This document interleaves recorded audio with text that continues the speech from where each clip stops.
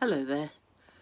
Last year during the pandemic, the COVID pandemic, we were able to supply our neighbours with some vegetables and also some to the food bank. And this year the world has gone slightly crazy, but in a different way, with a war between Russia and Ukraine, and also the cost of living going completely bananas, where some people really can't afford to, well, they have to make choices between, in the winter, heating and eating, and now whether or not food is going to be very affordable, particularly for those who are on low wages. And the food bank contacted me and asked whether or not we had some crops to spare, because the demand was really, it was increasing, but the actual donations had dropped significantly. So I decided that I would try and do something, although I didn't really know what I was going to do, but there was a vacant half a plot near my allotment plot. So I decided to ask our chairperson whether I could manage it for the rest of this season and grow some vegetables there for the food bank. And they agreed, and it went to committee and it was agreed. So I've got a half a extra plot now for the food bank, which is wonderful, and I don't have to pay any rent on it. As I said, it's only for this season. But I'm quite excited. I am excited on the one hand and a little bit daunted on the other, because as any allotment holder will know, or anyone who's got a large garden, it's quite a lot of work doing your own bits of work, never mind taking on another half plot. But I decided also to put a little feeler out and see whether or not we could get a couple of volunteers to help me. So I'm going to take you along on my journey for growing on the food bank, and I hope that you enjoy it, and watch and see how we get on. I'm going to be interested to see how much food we could produce on half a plot.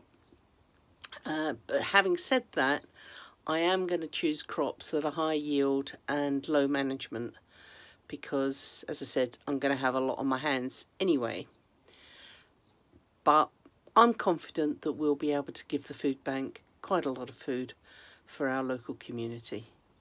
So come and join me. The food bank plot, trying to dig potatoes in with this, what is normally a long-handled bulb planter. And I must say, I'm so glad that we're no dig, because trying to dig a hole in here, oh my heavens, it's really hard work. The soil is solid clay, really hard to dig, but we will persevere. We've done 1, 2, 3, 4. We're on our 4th row of potatoes now. We'll probably do 1 or 2 more and then probably call it a day for now. But my heavens, this is hard work. Hello, it's a rainy Tuesday. Yesterday it was 23 degrees. I was in shorts, and it was 23 degrees, boiling hot and sunny. It was glorious, but maybe a little bit too hot. And today it's grey, overcast and raining. But that's what we got to deal with. Yesterday I put in 5 rows of potatoes on the food bank plot, and I must say it was a workout I could have really done without. And this is the other half of the plot that we're going to be using, and you see, I was just thinking about how I would feel and what I would do if I was taking this plot on for myself, either as a beginner or even as somebody with some experience. And we all have our own way of doing things, so I'm just going to talk about what I think I would do. On the positive side, it's not 4 foot of weeds, stinging nettles and brambles. It's a pretty clear plot, and the reason for that is our chair has a liking of weed killer, which isn't to my liking, but it means that new people can actually take on a plot with it clean. It's on the surface, so you can see here that where this plot has probably had potatoes previously, they are coming up. But as an organic person, I wouldn't particularly like it, but for a season or two and to get it fairly clean, it may be worth doing that, because I wouldn't want to dig this whole plot up with brambles. The other thing is this plot is as hard as anything. I kind of thought when I was taking it over that it would be a bit like digging my own plot, which was really easy and takes 5 minutes to dig 7 or 10 rows of potatoes. It's a doddle. But it was like having a workout, so I was pretty shocked, really. And it just displayed to me about the importance of soil management and how important it is to get as much organic material into your plot as possible. So if I was taking on this plot, I know that I'd probably, well, on this site, every site is different.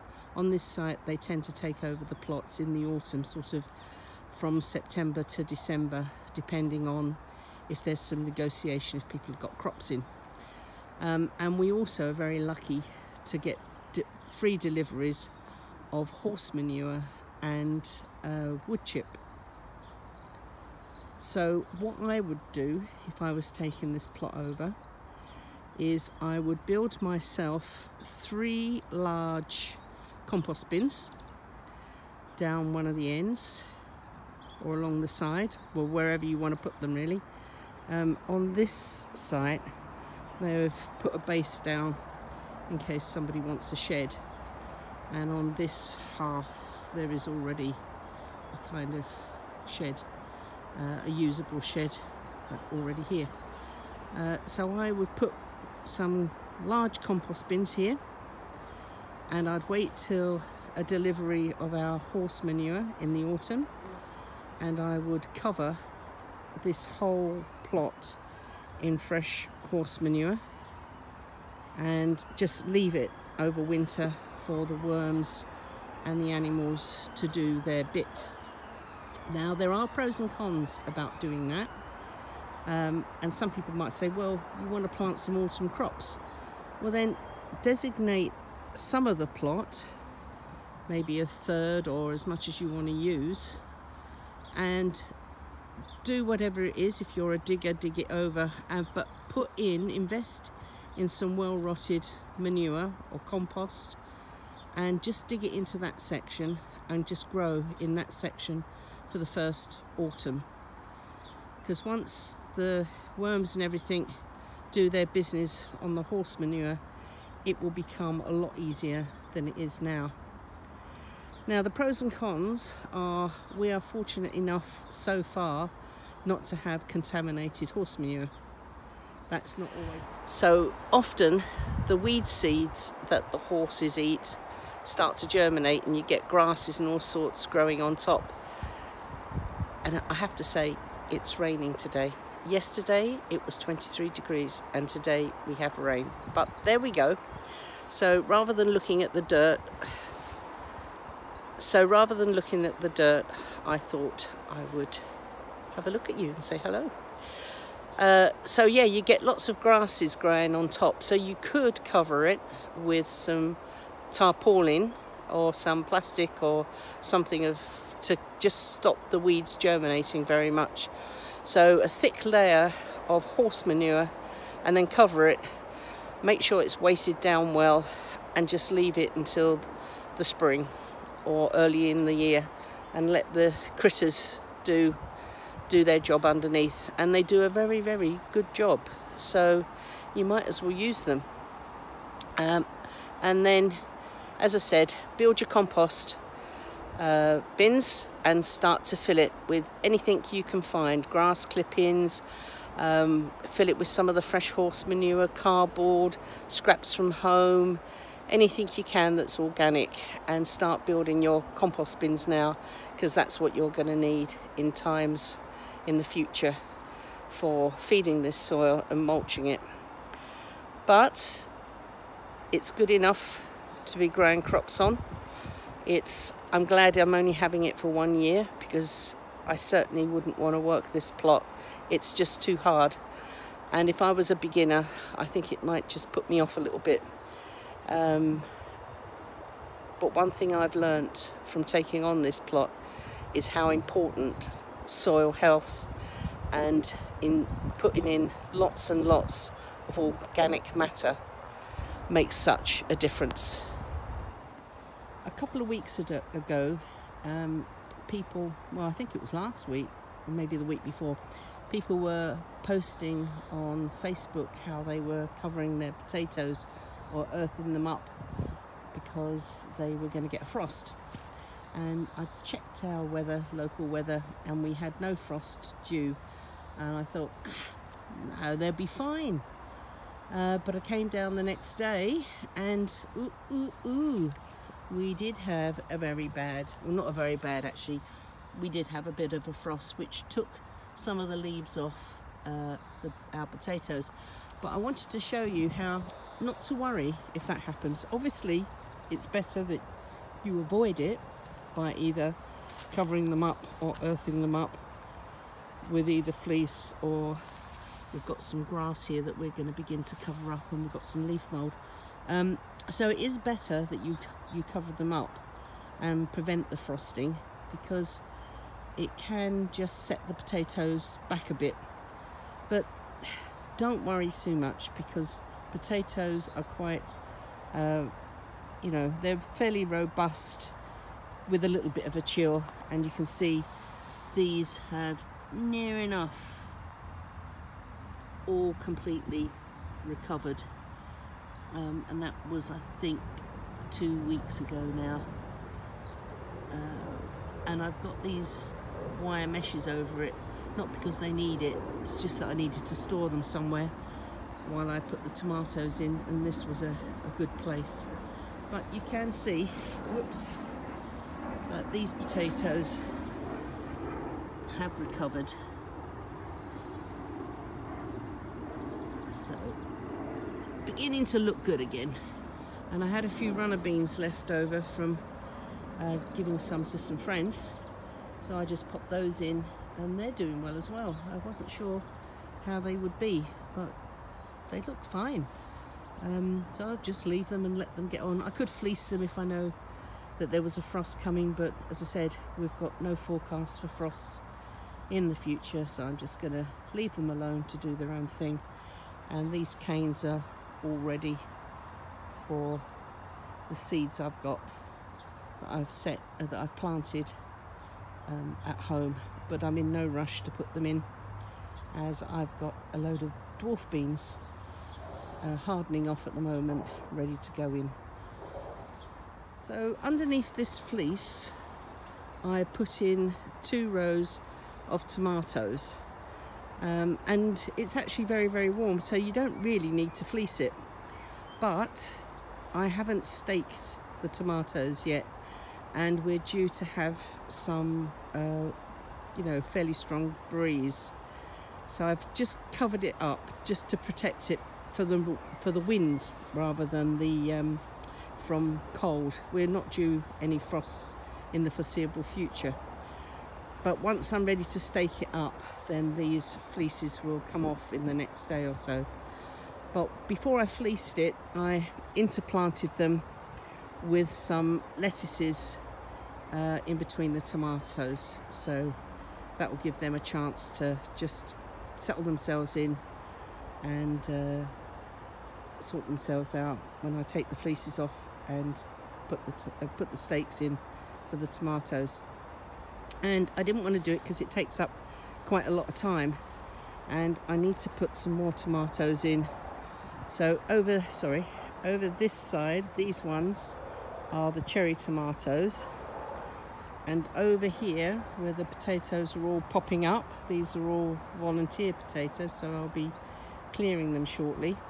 I'm going to put 2 rows of beefsteak tomatoes, and I absolutely, well, I love all those tomatoes really, whether they're beefsteaks or cherries, in every shape or form, except some. My tomatoes have really been suffering, and I haven't been able to put them out because during the day it's been really warm. The days have been really warm and hot, and that's promoted growth.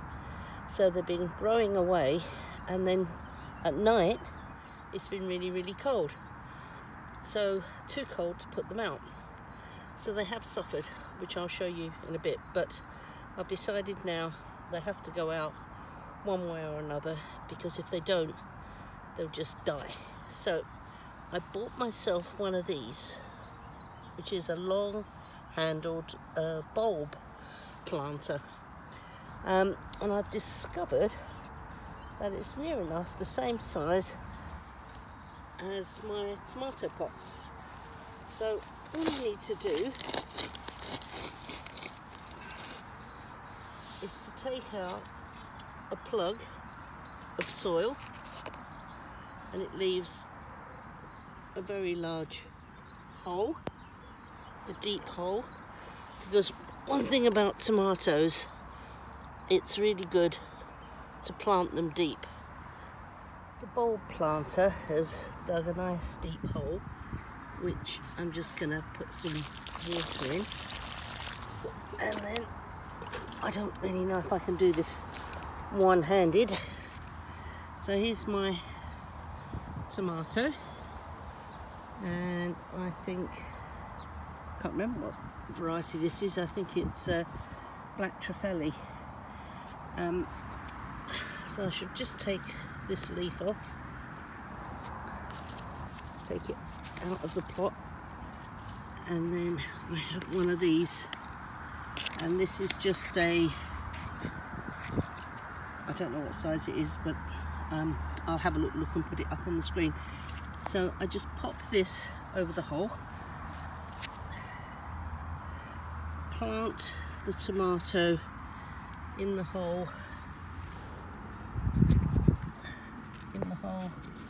water everything, and then just cover it up. Sorry about this, I really clearly can't film one-handed like others. So anyway, I should do that after. But the deeper you plant the tomato,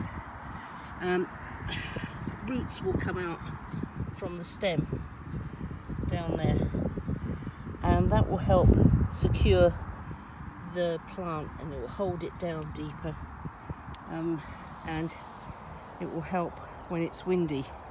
So I should just cover that up. Now, the reason I put this collar on, which is what I'm going to do, as you've seen here, these are the ones I've already done, is because what I will do in the summer, when its water is very precious, is I water into this pot, which keeps a lot of the water in and around the plant, and also for when you're feeding the tomatoes. Tomatoes have some more surface roots, which are used for watering, well, not watering, but for feeding and using up the water. So by putting the collar on, I don't waste a lot of water in the summer. And I'll put all of these on, and I'll just show you here. You can see some of these tomatoes are a bit stressed, and it's never good to plant them like that. It's always better to grow and plant them when they're not like that. But if this happens to you, don't panic. You wait and see these tomatoes in a few weeks' time.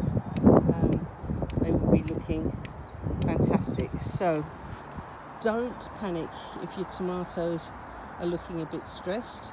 And also, when you put tomatoes into small pots, they use the nutrients in the compost up quite quickly, and that's why they suddenly start to look a little bit yellow. You can just give them a little well diluted feed to help them along, but the best thing for tomatoes is getting them in the ground. At the same time, I've interplanted with some lettuces which I need to water because they've been sitting in the sun. So I shall now get on with that. Our broccoli has gone to seed with this beautiful yellow flowers, which I'm beginning to uncover to let the bees in.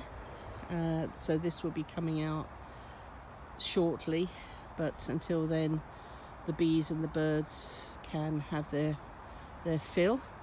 And then I have some sweet corn and pumpkins ready to put just along here, which will be rather lovely, and then that will finish this half of the plot off. But I just wanted to show you that the peas are beginning to flower. Look at that. I don't know if you can see. These are the pudding, yes, these are the pudding peas, and they're beginning to flower, and it shouldn't be too long before the peas will start to form, and that will be rather lovely, some nice early sweet peas. Just in front of it, all the strawberries now are flowering and looking lovely. I always love the look of them. What will happen is that we'll leave any netting off. So there's the netting for this strawberry bed.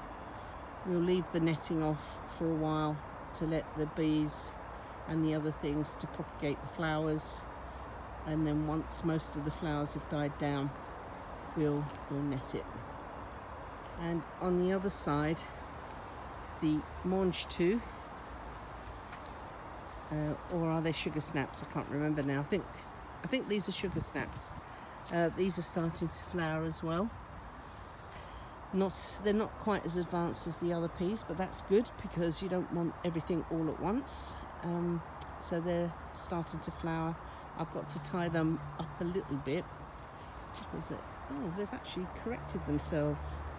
But I will put a little bit of string along here just to keep them falling into this space here that I've got to weed. Yeah, the nice warm weather has brought things on, but the dry weather, we're having to water the peas because peas just don't like it dry. So on a wet Tuesday, wherever you are and whatever you're doing, happy gardening. Bye.